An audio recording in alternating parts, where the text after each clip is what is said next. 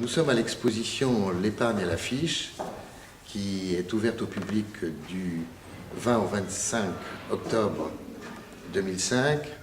Et nous avons réuni ici une centaine d'affiches sur une collection de 800 pièces qui ont été regroupées depuis 43 ans à travers tous les pays du monde, uniquement sur le même thème, l'épargne à l'affiche, c'est-à-dire les rapports entre les émetteurs et les souscripteurs et tout ce qui, au cours de l'histoire, est arrivé en matière de déconvenus, mais en matière également de grande réussite.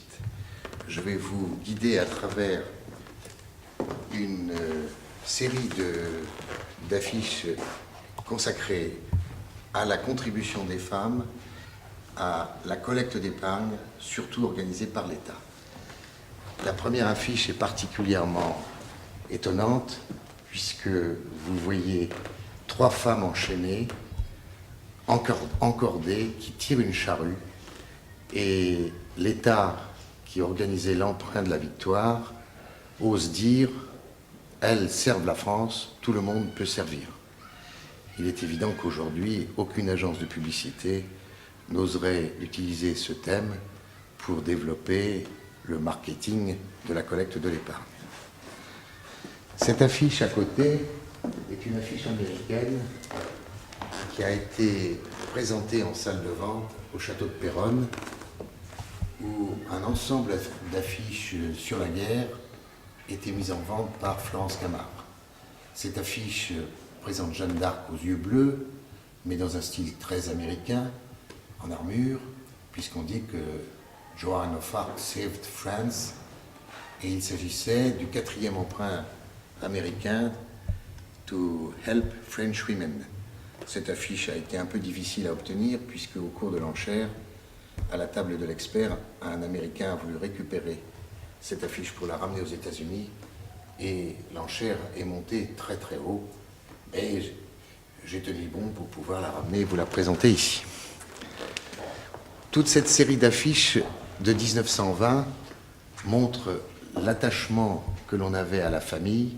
On voit ici une affiche où 6 enfants sont réunis et invite le souscripteur à apporter son argent pour un rendement de 6% en 1920.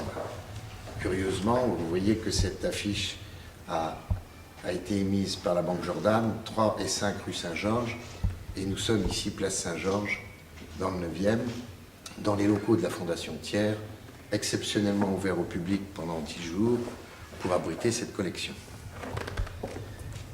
L'affiche de Lelon, qui présente une femme aux pieds nus, sans son mari qui a dû probablement disparaître à la guerre, avec un enfant déjà grand, a une particularité, c'est qu'il s'agit de l'emprunt de la reconstitution et non pas de la reconstruction. Il s'agissait de la terminologie que l'on appliquait aux régions dévastées. L'affiche de Chavanaz que vous voyez avec une corne d'abondance était très en avance pour son époque. L'emprunt de la paix se trouvait en vente dans les grands magasins.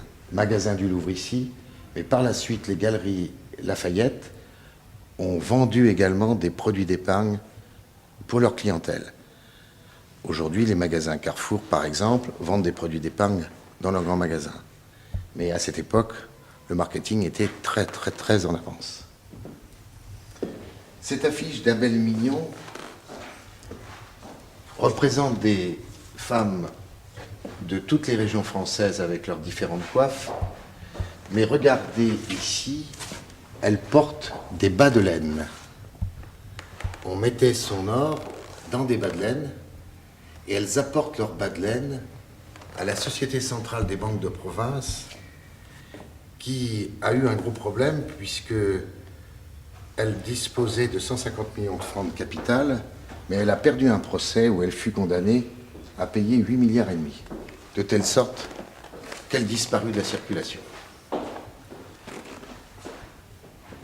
L'affiche de Seignac est particulièrement curieuse. Vous n'y voyez que des femmes. Pourquoi les femmes américaines apportent-elles l'or des États-Unis à la petite française? D'abord parce qu'en 1920, les femmes américaines ont obtenu le droit de vote. Et elles étaient très influentes.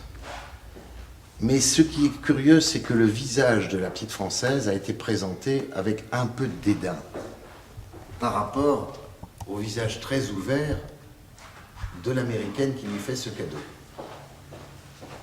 Vous verrez un peu plus tard dans une autre affiche américaine cette même expression de retenue de la part de Marianne ou de la française lorsque les cadeaux qui sont apportés à la France sont présentés, et peut-être que l'illustrateur a voulu montrer la réprobation américaine à ce cadeau quand même qui a été fait à cette Française qui a du blé dans son panier.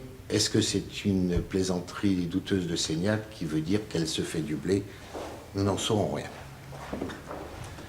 La plupart des artistes qui ont contribué à aider l'État ou les sociétés privées à collecter de l'argent étaient souvent des grandes signatures.